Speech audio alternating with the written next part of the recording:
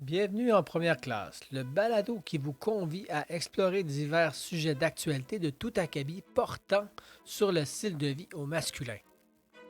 Rejoignez-nous 2 fois par mois pour des discussions animées, parfois sérieuses, parfois amusantes, mais toujours pertinentes et intéressantes.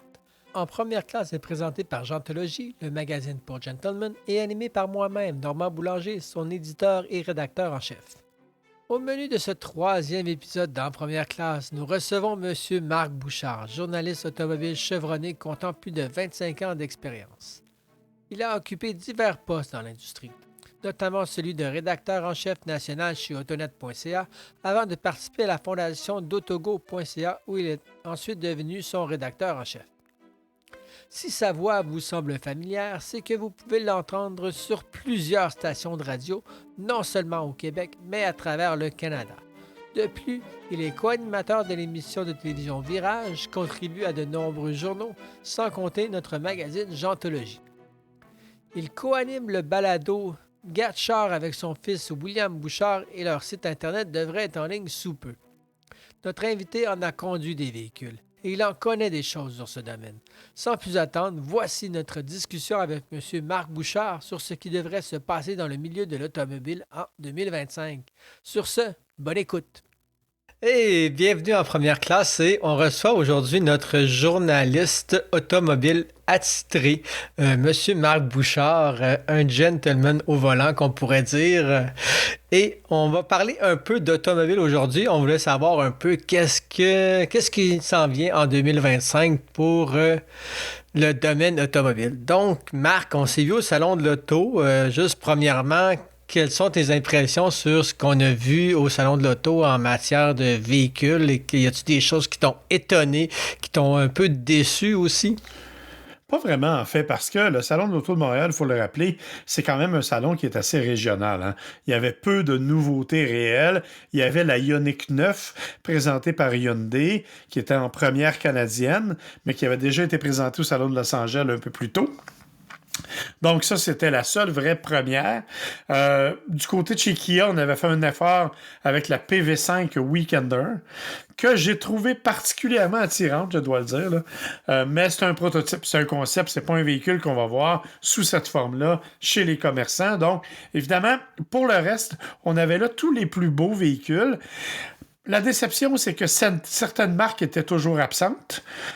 Pensons à Acura, par exemple, et Honda, Mazda qui n'était pas là.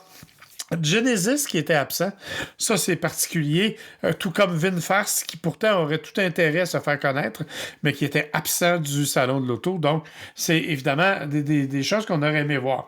Par contre, bien sûr, pour les amateurs, il y avait des trucs intéressants. Pensons à Mercedes qui avait amené sa gamme, notamment la magnifique AMG GT, dont on a déjà parlé dans Gentologie d'ailleurs, mais qui est un véhicule qui m'a conquis absolument. La SL, qui est superbe aussi, qui était là. Donc, vraiment de très, très beaux véhicules du côté de Mercedes. Les véhicules de luxe, les McLaren, par exemple, et les autres étaient sur place aussi. Et bien entendu, la collection de Luc Poirier de Ferrari. Bon, je dois admettre que je ne suis pas un fan de ce genre de choses-là parce que je suis pas assez connaisseur pour être en mesure de véritablement apprécier chacun des différents modèles qui étaient sur place, même si je sais que certains de ces modèles-là sont des raretés et que leur valeur est exceptionnelle. Mais moi, après 3 ou 4, j'avoue que j'avais comme pas mal fait le tour, là. Je suis pas assez maniaque de Ferrari pour être en mesure d'en apprécier les subtilités, mais pour les gens qui ça intéresse, c'était une magnifique collection, bien entendu. Donc, il va falloir t'envoyer un peu plus sur des événements Ferrari.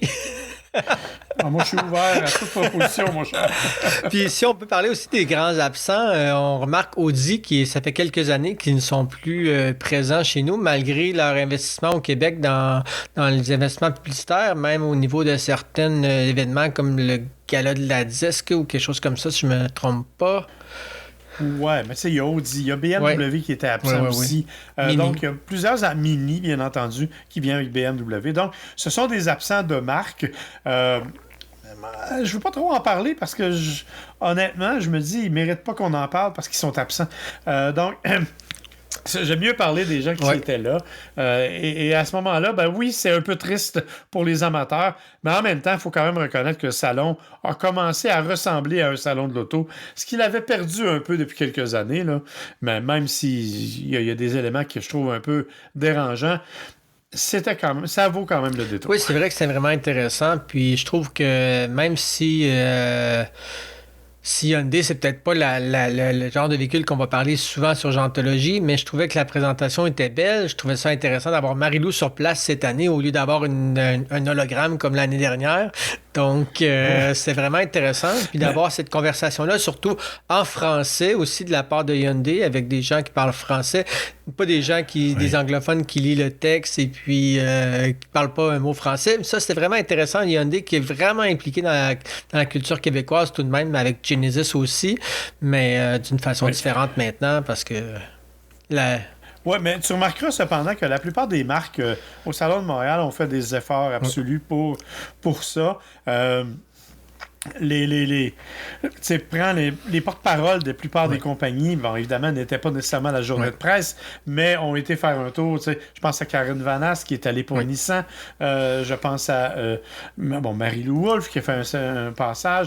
Mélissa Desormeaux-Poulain aussi qui est allée pour Kia. Même Valérie Limoges, la gagnante de la Coupe Nissan Sentra l'année dernière, qui est allée avec sa voiture de course signer des autographes. Bref, honnêtement, on fait vraiment un effort pour effectivement jouer la carte francophone. Étonnamment, la seule présentation bilingue a été celle de l'AJAC, de l'Association des journalistes automobiles du Canada, qui a présenté ses 12 gagnants par catégorie. Et c'est la seule présentation bilingue. Toutes les autres étaient en français. Oui, c'est un peu étrange d'ailleurs, mais bon, on va leur laisser... Je ne commenterai pas sur mon association c'est bon. En ce moment. Ce que je voulais dire, si on parle un peu, justement, on regarde ça, on voit le salon de l'auto, c'est un peu ce qui nous amène un peu vers l'avenir. Puis si on parle du futur, là, qu'est-ce qui s'en vient? Là? Est-ce que le véhicule électrique, on sait qu'il y a eu quelques petits changements récemment avec le gouvernement. Je dis petit, mais c'est quand même quelque chose de gros. Mais qu'est-ce qui s'en vient? C'est quoi le futur des véhicules électriques? Qu'est-ce qui s'en vient avec ça? Est-ce qu'on recule? Est-ce qu'on avance? On regarde aussi qu'est-ce qui s'en vient au sud de la frontière avec le nouveau leader de ce côté-là. Donc, qu'est-ce qui s'en vient? Si j'avais la réponse à ça, je serais millionnaire. Parce que effectivement, il y a beaucoup d'insécurité du côté des véhicules automobiles électriques. Petit résumé rapide. Au Québec, on avait jusqu'en décembre 12 000 $ d'aide financière.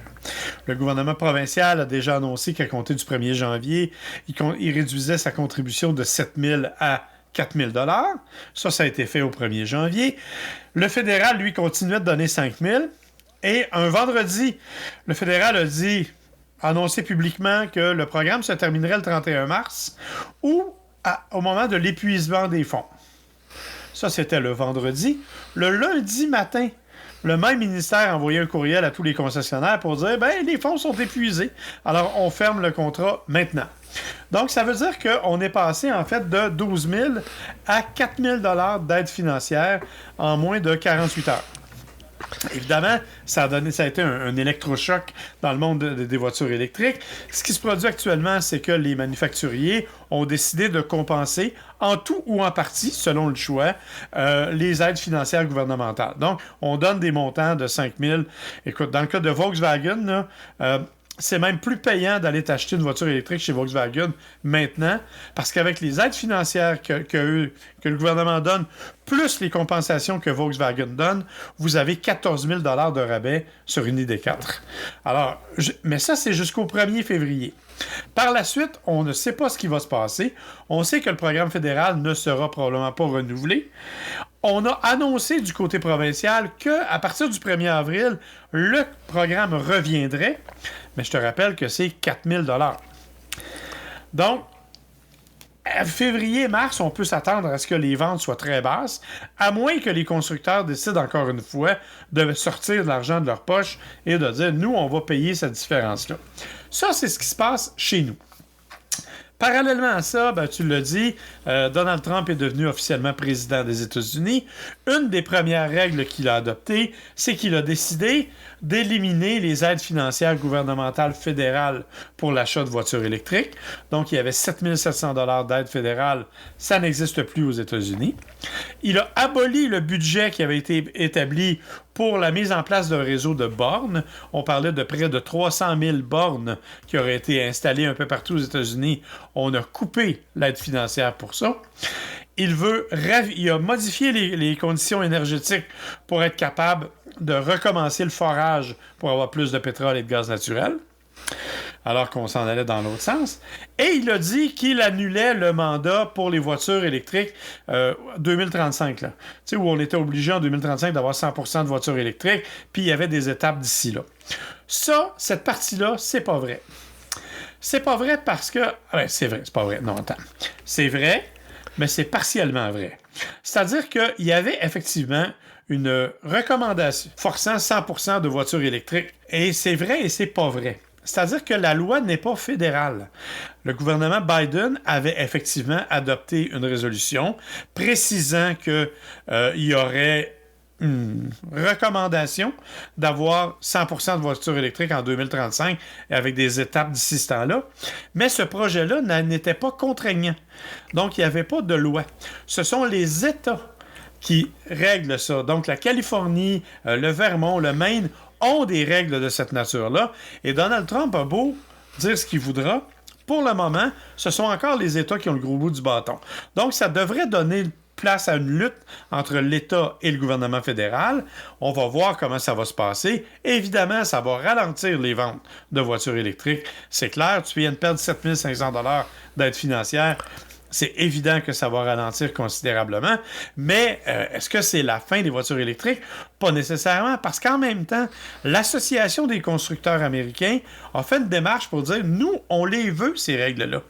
Parce qu'on a investi des centaines de milliards de dollars dans l'élaboration d'un programme électrique et... on ne veut pas l'avoir dépensé pour rien. Et on veut savoir où on s'en va. On veut avoir des objectifs précis. Donc, on a besoin de ça. Donc, eux ont fait des démarches dans ce sens-là. Et un autre détail qu'il ne faut pas négliger, c'est qu'il y a, dans les proches collaborateurs de M. Trump, un certain Elon Musk, qui, lui... Les ventes de voitures électriques, évidemment, il veut en faire, mais il a déjà annoncé que ses prix augmentaient. Donc là, lui, c'est pas la vente nécessairement. Mais ce qu'il faut se souvenir, c'est que 43% des bénéfices de Tesla provient de ventes de crédits carbone à des compagnies qui ne sont pas capables d'atteindre les cibles. Ça veut dire que près de la moitié de ces bénéfices proviennent de ces mandats-là. Si on annule le mandat, ça veut dire que Tesla perd 50% de ses bénéfices. Je suis pas sûr qu'il va être si d'accord que ça avec l'idée. Alors, il y aura donc toutes sortes de démarches politiques encore à faire. C'est clair que Donald Trump a manifesté qu'il n'était pas favorable au développement de voitures électriques en particulier, mais je pense qu'il va se calmer un peu sur certaines positions parce qu'il n'aura pas le choix, parce qu'il va être, disons, supporté par son entourage. Oui, vraiment intéressant. Justement, je pensais justement à ça, mais est-ce que justement ces rabais-là, est-ce que ça influe sur une classe de gens qui achètent des véhicules un peu plus haut de gamme dans certains... quand on parle... puis je pense qu'il n'y a pas une tranche de dollars où ce que la réduction ne s'appliquait pas aussi? Oui.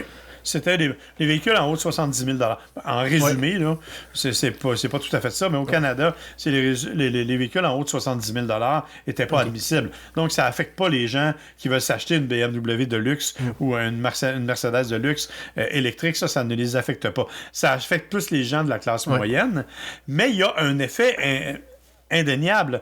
En Allemagne, quand on a cessé les aides financières, les ventes de véhicules électriques ont baissé de 27,4 %. C'est énorme. Et c'est parce que l'effet est pervers. Il n'y a pas que les ventes. C'est que moins il y aura de voitures électriques, moins il y aura d'investissements qui vont être faits dans ce monde-là, moins il y aura de bornes électriques. Donc, même si tu as les moyens de l'acheter, si tu n'as pas de bornes pour la recharger, tu n'auras pas d'intérêt à en acheter. Donc, il y a tout un effet d'entraînement qui va avec la diminution de ça. Et je pense que il va y avoir pas mal de négociations dans l'avenir pour s'assurer que ça va fonctionner. Super intéressant. Si on parle justement de voitures électriques, le futur, est-ce qu'il y a des véhicules que tu attends impatiemment en 2025? J'aime ça, j'aime vraiment ça t'entendre là-dessus parce que je sais que tu es un passionné. Il y en a deux. Il y en a deux que j'ai très, très hâte d'essayer. Le premier, on n'est pas du tout dans un véhicule de luxe. On est dans un véhicule qui est plus sportif, qui fait appel un peu, je dirais, à mon âge, malheureusement, et à la nostalgie. C'est le Dodge Charger Daytona électrique. Je trouve qu'il est absolument magnifique. On a fait un beau travail. Il est plus proche de ce que le Charger était à l'époque. Il y a plus une sensation de muscle car. Et chez Stellantis, on a clairement dit, écoutez, nous, on veut pas faire une voiture électrique qui a l'air d'une soucoupe volante. Là. On veut faire une voiture électrique qui va rappeler les éléments. D'ailleurs, il y a même une sonorité qui a été intégrée à l'intérieur qui rappelle les voitures à essence. Bon, le Charger va aussi être disponible avec un moteur à essence, mais la version électrique, j'ai très, très hâte de mettre la main dessus. Le deuxième, et tu ne seras pas surpris, puis les gens qui me connaissent ne le sont pas non plus, c'est le Mercedes Classe G électrique. Écoute, moi, je suis un fan du Mercedes Classe G. Je sais que c'est pas politiquement correct. C'est un gros VUS dont on n'a absolument pas besoin dans la vraie vie, qui est capable de traverser l'Himalaya tellement il est bien équipé. C'est un véhicule, pour ceux qui ne le situent pas, là, c'est un véhicule que même l'armée utilise. Et qui a fait beaucoup d'efforts en Afrique, entre autres. Ah, mais évidemment, on en a une version de luxe, et là, on en a une version électrique, et c'est complètement fou. D'abord, au niveau des performances électriques, mais aussi au niveau de toutes sortes d'affaires. Je ne sais pas à quoi ça sert, là, mais ça peut faire un 360 sur place sans même avoir besoin de se déplacer. Donc, il fait littéralement un tour sur lui-même. Ben justement, quand t'es sur l'Himalaya puis tu veux pas reculer, donc tu fais un tour sur toi-même puis tu redescends par en bas. Ouais, tu sais, mais je veux dire, mettons que les occasions pour faire ça sont peut-être un peu limitées. Oui. Au moins, si tu regardes, donc, par exemple, des véhicules comme le Hummer ou avec d'autres véhicules GM, on ce qu'on appelle le crab walk, la marche du crabe, qui peut te permettre de déplacer jusqu'à 15 degrés. En angle de 15 degrés. Là, dans ce cas-ci, on fait littéralement un 360. On tourne, on est capable de faire un tour complet sur soi-même. Écoute, je ne sais pas si ça sert à quelque chose, mais j'ai hâte de l'essayer moi-même. Et c'est définitivement le véhicule que j'ai le plus hâte d'essayer. Mais je ne le mets pas généralement dans mes listes parce qu'à 200 quelques mille dollars, c'est sûr que les chances que je l'ai pendant longtemps sont assez limitées. Mais je vais essayer de mettre la main dessus pour une semaine, c'est certain. Si on parle justement de toujours... Je trouve que, par exemple, tu disais le Charger, tu sais, je trouve intéressant parce que Stellantis, c'est Ferrari qui est en arrière de ça aussi. Donc, Fiat, Ferrari et Agnelli. Donc, la famille qui a un peu cette... peut-être une préoccupation peut-être du côté du design puis de l'importance du design. Là. On parlait du Ferrari tout à l'heure. Je trouve que là, c'est John Elkman, je pense, si je ne me trompe pas, qui est aux commandes comme PDG par intérim. Je trouve que c'est intéressant de voir la famille qui est encore aux commandes un peu. Ouais. Mais tu sais, chez Stellantis, c'est toujours assez variable comme façon de fonctionner. Là, on va voir ce que ça va donner. Parce que, bon, évidemment, c'est pas facile. Il n'y en aura pas de facile non plus. Tu sais, les Alfa Romeo, ben, on n'atteint pas tout à fait les objectifs voulus. Fiat non plus. On a une Fiat électrique, une Fiat 500 électrique qui est super le fun, mais qui se vend pas parce qu'elle est beaucoup trop dispendieuse par rapport à ce qu'elle propose. Ouais. Donc, tu sais, il faut qu'ils amènent des alternatives qui vont mieux coller avec la réalité de leur base. Et la base, c'est pas les clients de Ferrari. Ouais. La base, c'est véritablement les clients nord-américains de véhicules de performance. Et je pense que de ce point de vue-là, le Charger va être hyper important pour Stellantis. Ça va leur permettre de continuer des projets peut-être moins rentables, mais je pense que ce véhicule-là va être hyper important pour eux. Puis, tu sais, si on parle aussi encore en 2025, est-ce qu'il y aurait des retours surprises que t'aimerais voir, que t'entendais des rumeurs sur des trucs qui pourraient revenir? Ben, c'est sûr qu'on a hâte de voir des véhicules comme la Honda Prelude, par exemple. La Toyota Celica qui doit revenir aussi. On est supposé nous présenter aussi éventuellement une nouvelle version de la Mazda Miata MX-5 qui est basée sur le concept SP de Mazda, donc un véhicule beaucoup plus performant. Le problème, en fait, c'est qu'au niveau des motorisations, c'est là qu'on est un peu dans l'inquiétude parce que si ce sont des petits véhicules hybrides, ça risque de dénaturer un peu ces véhicules-là, qui étaient des véhicules hyper sportifs dans leur nature. Donc, on ne veut pas trop aller là-dedans. On sait que la Prélude, ça va être un hybride traditionnel. Donc, j'ai bien hâte de voir ce que ça va donner dans la réalité. Mais oui, évidemment, on a tous hâte de... En même temps, on peut se questionner sur la nécessité de ramener de vieux noms. Parfois, c'est une bonne chose. C'est pas toujours nécessaire non plus de ramener de vieilles marques. Je pense qu'on a suffisamment évolué dans le monde automobile pour nous présenter des nouveautés.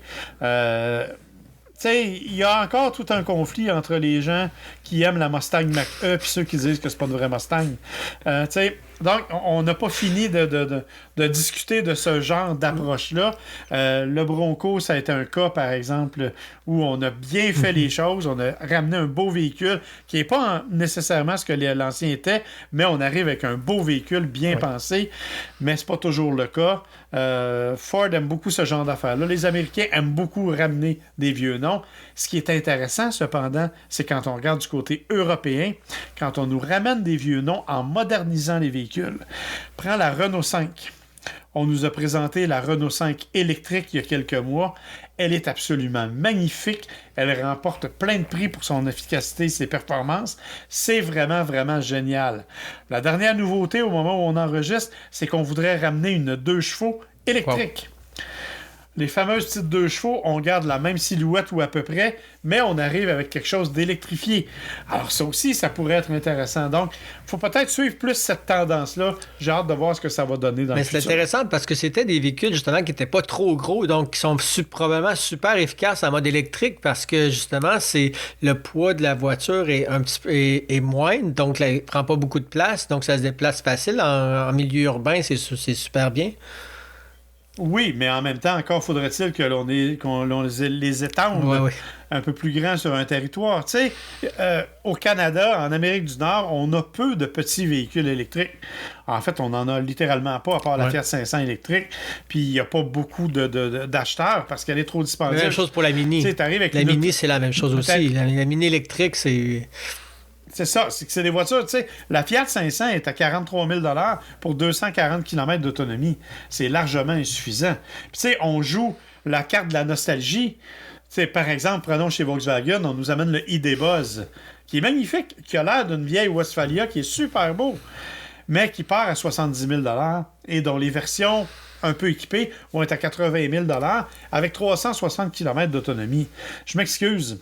Je veux pas avoir l'air cliché, là, mais les vieux hippies qui veulent se rappeler leur vie de Westphalia, ils payeront pas 80 000 $ pour aller faire 360 km, c'est pas vrai.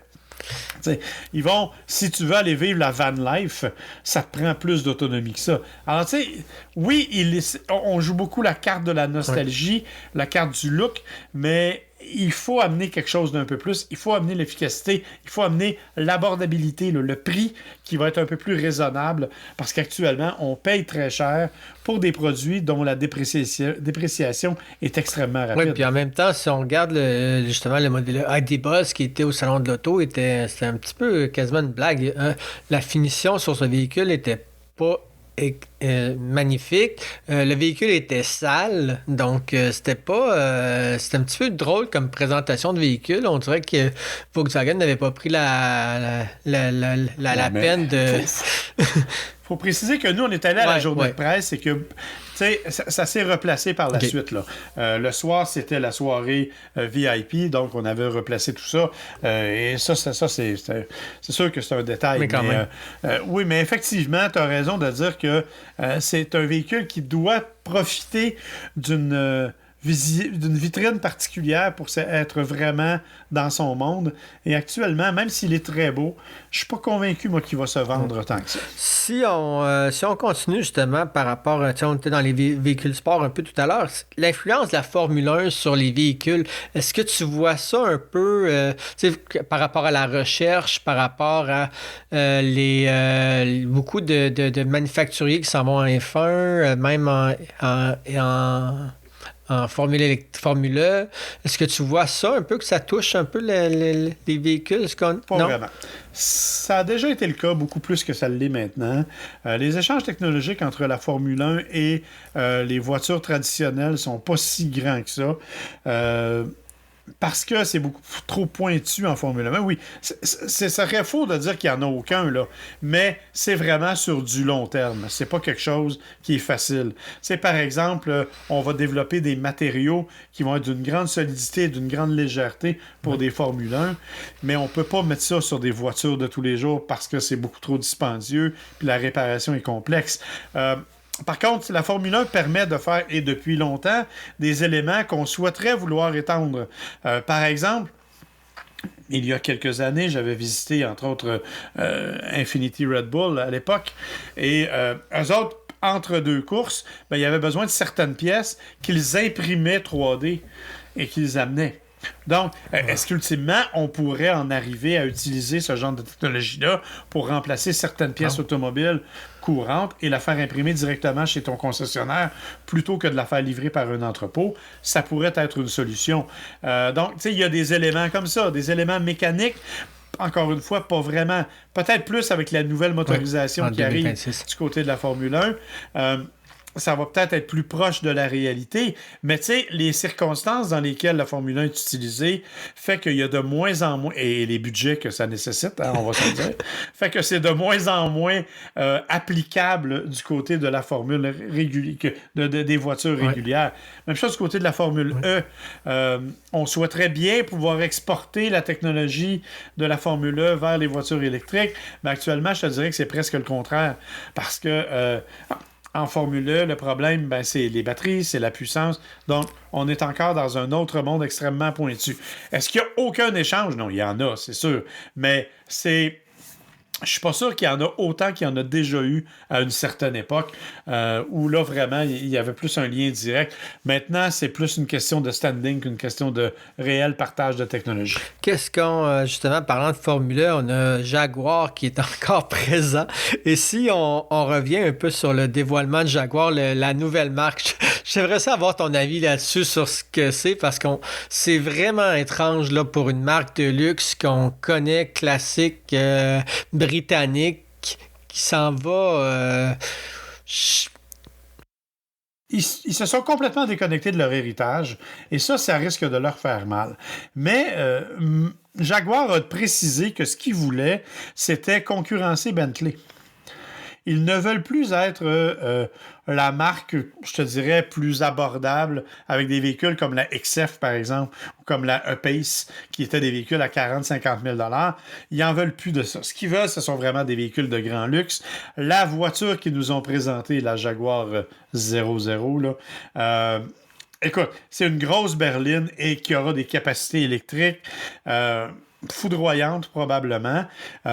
Et je pense que quand on regarde les photos ou les dessins plus réalistes de la voiture, on arrive avec quelque chose qui pourrait être raisonnable pour une marque comme Jaguar, considérant que ça va être un véhicule qui va se vendre 200 000 $. Mais on n'est plus du tout dans rien d'abordable. On n'est plus du tout dans la notion d'héritage nostalgique de la marque. Et malheureusement, le lancement qu'on en a fait, on a voulu peut-être un peu trop se dissocier justement de cet héritage-là. Et là, on a perdu toute crédibilité. Mais il reste un an. Il faut rappeler qu'actuellement, Jaguar ne fabrique plus aucun véhicule. La production est à zéro. Et ils vont recommencer pour des modèles 2026. Donc, ça leur laisse une année complète pour tenter de se repositionner pour être capable d'aller chercher le bon marché. Fait que, ce qu'ils ont fait... Non, c'était pas un bon coup parce qu'ils ont vraiment perdu la crédibilité. D'un autre côté, ça leur donne une base pour reconstruire sur quelque chose de nouveau, mais ils ont effectivement perdu, je pense, ceux qui étaient des indécrottables amateurs de Jaguar. Là, ils se sont complètement éloignés. Et quand on regarde la publicité qui a été faite, sincèrement, ça pourrait être une annonce de n'importe quoi. Ça pourrait être des trucs de mode, des parfums, ça pourrait être n'importe quoi, sauf de l'automobile. Et quand on regarde le concept qu'on nous a présenté, avec l'immense grille en arrière, bon, je disais de façon un peu méchante, on dirait qu'ils ont récupéré les grilles de ventilation dans les écoles. Tu sais, les grilles, puis qu'ils ont branché ça en arrière de leur véhicule. Alors, pour moi, c'est largement inopportun, mais je le répète, quand on regarde ce qui a été fait par la suite, qu'on a présenté le modèle de façon plus logique, moins bleu et rose, mais vraiment dans un véhicule qui ressemblait à quelque chose, là, ça pourrait avoir une certaine allure et ça leur donne plusieurs mois pour se repositionner. Écoutez, peut-être que dans un an, on va crier au génie en disant qu'ils ont fait un coup incroyable de remarketing sur leur marque. Peut-être, mais pour le moment, c'est un peu les dindons de la farce. C'est ironique, tu sais, sur Facebook, moi, je vois j'ai de la pub de Jaguar et puis dans les publicités, ils utilisent l'ancien logo. Donc, c'est quand même un peu étrange. Ça, c'est l'autre affaire, c'est qu'ils ont changé le logo sans vraiment être en mesure de l'imposer non plus. Parce que, comme tu dis, ils utilisent encore l'ancien. Fait, c'est pas facile à suivre actuellement. Moi, je laisse la chance aux coureurs. Ils ont 1 an pour se refaire. Mais effectivement, ça va pas très bien. Et actuellement, on sait que les concessionnaires européens sont en furie parce qu'ils n'ont plus rien à vendre. Alors, tu sais, quand tu as investi quelques centaines de milliers, voire des millions d'euros dans une concession, puis que tout d'un coup, tout ce que tu as à vendre, c'est des voitures usagées, pas sûr que ça fait nécessairement l'affaire de tout le monde. Parlant justement d'Europe et de plus petits véhicules, est-ce qu'on justement, tu nous parlais tantôt de voitures, de retour de voitures, est-ce qu'on a je sais il y avait énormément de VUS au Salon de l'Auto, mais est-ce qu'on revoit un peu un retour des véhicules, des automobiles, ou on va toujours dans le VUS? Pas du tout. Et au contraire, on est passé de 70 à 82% des ventes canadiennes qui sont des véhicules, soit des VUS ou des camions légers. Bon, évidemment, la notion de camion léger, de VUS, est un peu élastique, là. Si tu prends un Hyundai Venue, qui est en fait un Hyundai Accent monté sur des talons hauts, c'est considéré comme un VUS. Donc, comme je te dis, on étire un peu la notion. C'est la même chose pour le V6, ça, je me trompe pas? Absolument. La Ioniq 5 est un VUS. C'est un peu une familiale qu'on appelait un peu dans le temps. C'est ça. Alors, mais ça n'existe plus. En fait, si tu regardes la Toyota Crown Signia, bon, moi, je trouve que c'est un magnifique familial, mais on ne l'appelle pas familial, on l'appelle VUS, parce que dans certains pays, si tu l'appelles familial, il y a certaines normes que tu dois respecter. Si tu l'appelles VUS, il y a moins de normes, donc c'est un VUS. Alors, tu sais, on joue beaucoup la carte de ça, mais non, il n'y a pas de retour vers les berlines, malheureusement. On le constate d'ailleurs, la plupart des nouveautés sont soit des VUS, soit des camionnettes. Il n'y a pas beaucoup de voitures. Tu sais, regarde là, Chrysler n'offre plus rien comme voiture. Stellantis, là, il n'y a plus aucune. Il va y avoir le Charger électrique, c'est pas mal le seul. Si tu regardes du côté de Genesis, on a encore la G70 et la G80-90, mais on sait que la Kia Stinger a disparu. Donc, il est fort à parier que la G70, qui est à peu près la même plateforme, va disparaître à son tour. Chez Hyundai, il y a quelques voitures, mais encore une fois, il y en a qui disparaissent. Des voitures d'entrée de gamme, il y en a littéralement plus. On a déjà eu des Mitsubishi Mirage qui étaient à 19-20 000 $. Ça a disparu, ça n'existe même plus. Donc, les voitures ne font pas un retour actuellement. Là où elles font peut-être un retour, c'est dans certaines marques de luxe. Je pense à BMW, je pense à Mercedes-Benz, entre autres, qui nous présentent des berlines, entre autres des berlines électriques, vraiment intéressantes. La BMW i4, moi, je trouve qu'elle est absolument spectaculaire. J'aimais mieux la i5, personnellement, mais c'est une question de goût très, très personnel. La i8 aussi. Mais là, c'est une autre affaire. En fait, ma préférée de toutes, c'est la BMW M5 hybride. Écoute, cette voiture-là, moi, je suis tombé en amour avec. Mais, encore une fois, à 147 000 $, c'est pas le genre de véhicule que vous allez voir à tous les coins de rue. Mais c'est vraiment un véhicule qui marie à la fois une certaine économie de carburant et une conduite vraiment dynamique. Donc, la M5, il existe donc de ce côté-là. Même chose du côté de chez Mercedes-Benz, avec la CLE que j'ai essayé récemment, et, bon, les petits véhicules électriques. Mais encore une fois, qu'est-ce qui marche? C'est la EQB, c'est la EQS VUS, donc des véhicules qui sont essentiellement des VUS. C'est ça qui fonctionne. Audi va nous ramener au bonheur la RS6 avant, qui est une voiture de performance, une familiale de performance. Elle est absolument magnifique et superbe. Et c'est une très bonne nouvelle que ça revienne chez nous. Mais je vous dis, c'est pas une tendance. Sur le côté européen, on est beaucoup plus justement dans ces véhicules-là un peu familial qu'on dirait. C'est ce que c'est. Dans les marques européennes, on voit ça beaucoup plus. Ça s'appelle un break. Oui, un break, oui. Un break de chasse, en fait, qui est le vrai nom. Donc oui, effectivement, le véhicule familial est plus populaire. Nous, notre problème, en fait, c'est qu'on est victime du marché américain. Les Américains ne veulent pas de petits véhicules. Ça se vend pas aux États-Unis. Ils veulent pas de familial, ils aiment pas ça. Les fameux station wagon, depuis qu'ils ont enlevé les panneaux de bois, là, les 2,4 enfants puis le gros chien, ils ont comme éliminé un peu cette vague-là. Alors, tu sais, depuis le National Lampoon Vacation, là, on a perdu un peu. Mais effectivement, donc, il y a très peu de véhicules familiales qui se vendent aux États-Unis. La preuve, c'est regarde Volvo qui a abandonné la majorité de ses familiales. Donc, on est victime, nous, de ce marché-là, et parce qu'on est un petit marché, là. Rappelons qu'au Canada, il se vend moins de 2 millions de véhicules par année. Ouais. C'est-à-dire un peu moins que ce qui se vend en Californie. Puis ce qu'il faut dire aux gens, c'est que les constructeurs sont comme obligés de faire passer les véhicules par les États-Unis, puis après le Canada, si je ne me trompe pas. Quelque chose comme ça. En fait, il n'y a pas d'obligation, mais quelque chose comme ça. Il n'y a pas d'obligation, mais c'est que souvent, les importations, nous, on a un marché qui va être limité. Dans le meilleur des mondes, on va vendre 50 000 unités d'un véhicule. C'est souvent pas suffisant pour l'homologation nord-américaine, parce qu'il faut que tu fasses homologuer du côté sécurité, du côté environnement. Parce que ça, c'est l'autre affaire, c'est que le monde est comme divisé en 3 parties. Tu as l'Asie, tu as l'Europe, puis tu as l'Amérique. Et chacune de ces parties-là a ses propres normes de sécurité, ses propres normes d'environnement. Donc, un véhicule ne peut pas être vendu globalement sans avoir reçu l'accréditation partout. Mais ça, c'est des sous. Puis pour investir, pour faire ça, il faut que quelqu'un paye puis que le volume soit justifié. Le meilleur exemple, c'est la Volkswagen Golf, qu'on ne vend plus chez nous parce qu'elle ne se vendait pas aux États-Unis. Chez nous, on en vendait 6 000 copies par année. Mais c'était pas suffisant pour justifier les coûts d'homologation. Donc, on l'a éliminé tout simplement. Ce qui était dommage. Peut-être que dans les véhicules, les petits véhicules à revenir, peut-être qu'on va avoir une Honda Civic 3 portes. Moi, si je t'attends, je ne retiendrai pas mon souffle.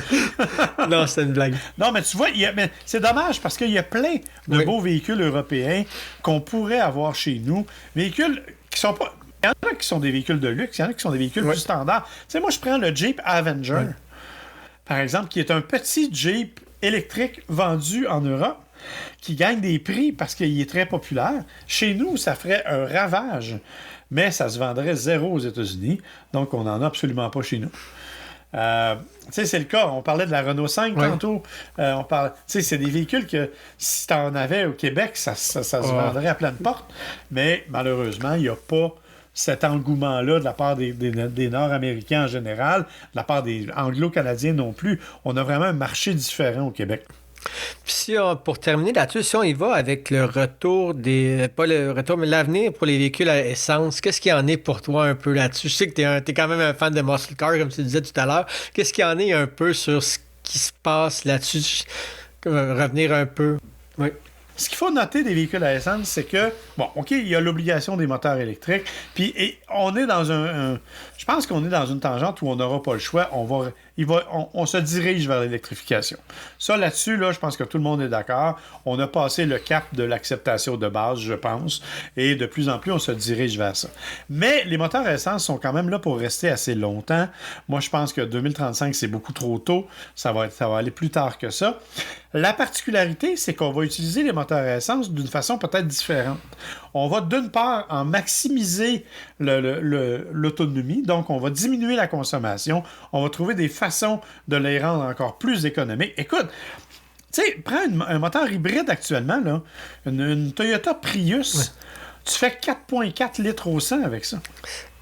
Je veux dire, c'est littéralement presque l'équivalent d'un véhicule électrique dont l'équivalent est à 3,8 litres. Tu sais, on est capable d'aller chercher des améliorations du point de vue des moteurs à essence. Ça, c'est la première chose. On peut les travailler en conjoncture avec d'autres moteurs, des moteurs électriques. Par exemple, des prolongateurs d'autonomie.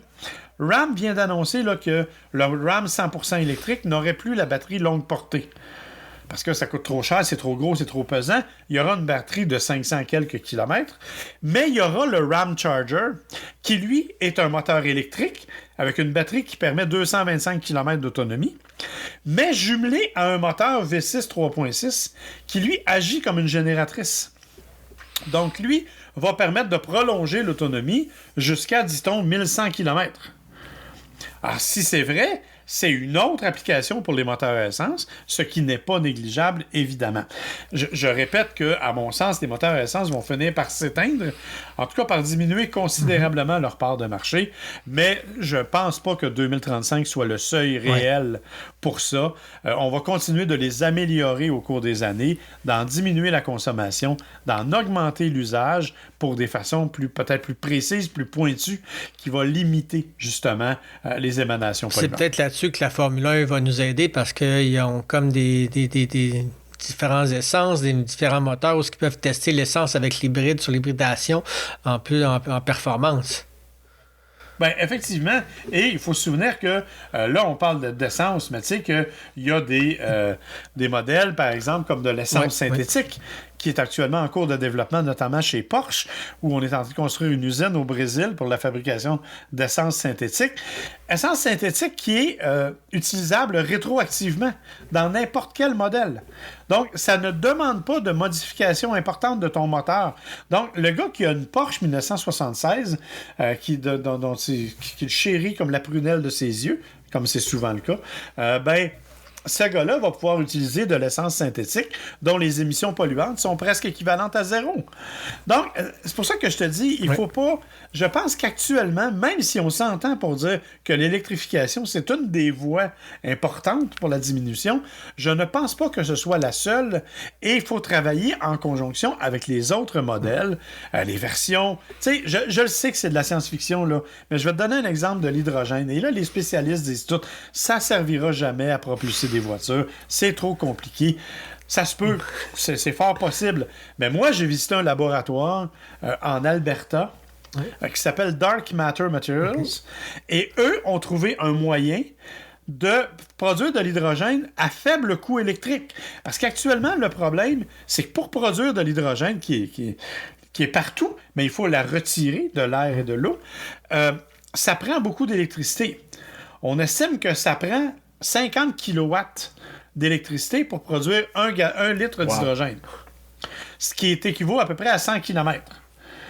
Donc, quand tu regardes une voiture électrique aujourd'hui qui fait du 22-23 kilowatts aux 100 km, ben c'est au minimum 2 fois plus. Puis là, ça veut dire que tu ne l'as pas encore acheminé à ta pompe, là. Il y a vraiment un problème actuellement au niveau de la production d'hydrogène, c'est pas rentable. Pourquoi? Parce que c'est fait, entre autres, à partir d'eau distillée, puis dans des situations compliquées. Bon, eux ont trouvé un matériau qu'ils ne nous ont pas donné, évidemment. Tu auras compris qu'on a essayé d'avoir le secret, mais ils n'ont pas voulu. Et qu'eux peuvent utiliser dans de l'eau ordinaire, qui n'est pas distillée, limite qui n'est même pas nettoyée. Donc, tu pourrais prendre de l'eau directement d'une rivière et injecter le produit à l'intérieur, qui n'est même pas obligé d'être chauffée, cette eau-là. Elle peut être utilisée à température de la pièce, et on est capable d'en tirer de l'hydrogène. On peut la chauffer, ça augmente les capacités, mais mettons qu'on ne la chauffe pas, tu es quand même capable d'aller produire de l'hydrogène. Si tu la chauffes, c'est l'équivalent de 4 à 6 kilowatts pour 100 km d'électricité. Alors, c'est 4 fois moins qu'une voiture électrique actuelle.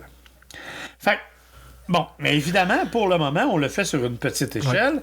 Et la façon dont c'est fait, c'est que c'est fait à l'intérieur d'une espèce de thermos, une espèce de bonbonne hermétique dans laquelle on met le produit, on met de l'eau et on récupère l'hydrogène qui sort. Ultimement, ce matériau-là, dont on ne connaît pas la contenance, on nous dit que c'est pas des métaux rares et que c'est facile à trouver dans la nature. Alors, je sais pas ce que c'est, mais ultimement, il perd ses capacités, comme n'importe quelle batterie. Il suffit de le chauffer pour qu'il les retrouve. Donc, il est réutilisable. Alors, eux autres, ce qu'ils disent, c'est qu'on pourrait, par exemple, Peut-être pas pour une voiture, parce que pour le moment, c'est un peu compliqué. Mais par exemple, un camion, un 53 pieds, aurait 2 bonbonnes. Une première bonbonne qui contient le matériau avec de l'eau, qui récupère de l'hydrogène, qui alimente ta batterie et ton camion. Quand ta première bonbonne, ton produit n'est plus bon, tu as un petit switch qui t'amène à la deuxième bonbonne, et là, ta deuxième bonbonne agit de la même façon. Pendant ce temps-là, ta première bonbonne chauffe et recycle son matériau. Wow. Tu remets de l'eau dedans, puis ça repart. C'est intéressant. Ça, c'est ultimement... Mais tu sais, je te dis, c'est de la science-fiction. Ça se fera pas cette semaine. Mais ils sont déjà en marché avec les Samsung, les LG de ce monde pour la production de batteries qui fonctionneraient avec leurs principes. Et c'est une petite entreprise, une petite start-up qui est issue d'un programme de recherche de l'Université d'Alberta sur l'hydrogène. Il y a aussi une compagnie en Alberta qui est en train de construire une grosse usine de fabrication d'hydrogène et qui veut établir un réseau pan-canadien de distribution d'hydrogène. Il y aurait même déjà mis des options sur certains terrains au Québec, partant du Saguenay, Québec, Boucherville et ainsi de suite jusqu'à Windsor, Ontario, pour faire une route de l'hydrogène pour les camions. Donc, ça veut dire que, je m'attends pas à ce que ça arrive demain matin, je m'attends pas à ce que ça soit rentable demain matin, mais il y a encore des démarches qui se font dans ce sens-là. Ça veut dire que les options sont encore ouvertes, que ce soit le moteur à essence synthétique, la diminution de la consommation des moteurs à essence, l'hydrogène ou l'électrification avec des nouvelles formes de batteries, parce que ça aussi, ça se développe. On va arriver avec des batteries à l'état solide au cours des 2 ou 3 prochaines années, plus petites, plus puissantes, plus faciles à recharger. Donc, l'avenir, on ne sait pas où ça s'en va. C'est sûr qu'on est dans une époque charnière et il faut continuer d'aller dans ce sens-là, mais si je savais où ça s'en va, j'investirais tout de suite dans les bonnes compagnies puis je serais riche dans 20 ans.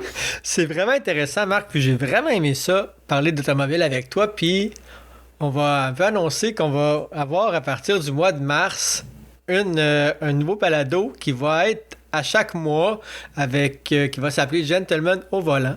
Donc, on va poursuivre cette discussion-là parce qu'on voit que l'automobile est en constant changement, puis on voit que tu es au courant de tout ce qui se passe, même au-delà de ce que je pouvais m'imaginer. Et c'est vraiment intéressant. Puis on a ton fils William qui va probablement se joindre des fois à nous. William qui est un scientifique un peu geek. Oui, mais... C'est un nerd, en fait, dans la plus peu tradition. William est un étudiant au doctorat qui est aussi journaliste automobile et membre de l'Association des journalistes automobiles. Il fait des essais, mais il s'intéresse aussi à l'industrie et aux compagnies. Donc, ça risque... Des fois, ça fait des débats. On a d'ailleurs notre propre balado, Gotchard, que l'on fait ensemble, où on fait des essais et des nouvelles. Mais oui, on va effectivement devenir les gentlemen au volant à compter du mois de mars aussi. Donc, on vous retrouve ici et sur le balado Gotchard, évidemment, que vous pouvez trouver sur toutes les plateformes. Donc, un balado qui sort à peu près à chaque semaine.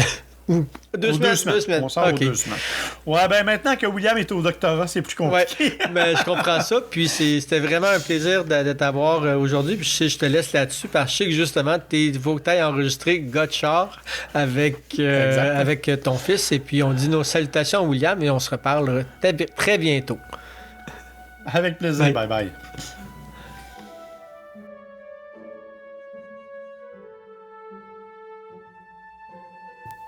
Merci d'avoir été à l'écoute de ce 3e épisode dans Première Classe. N'oubliez pas de nous suivre sur les différentes plateformes de balado, que ce soit Apple, Spotify ou autres, ainsi que sur nos réseaux sociaux En Première Classe. On se retrouve le 13 février prochain avec nos conseils pour une sortie de Saint-Valentin en bon gentleman et dès le mois de mars avec Gentleman au volant. À bientôt.